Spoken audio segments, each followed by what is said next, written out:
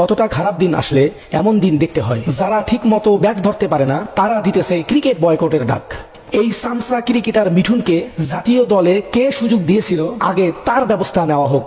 খোঁজ নিলে দেখা যাবে এরা সব কয়টা আওয়ামী লীগের আত্মীয় স্বজন। এরা যোগ্যতা দিয়ে নয়, স্বজন প্রীতির মাধ্যমে দলে আসছে।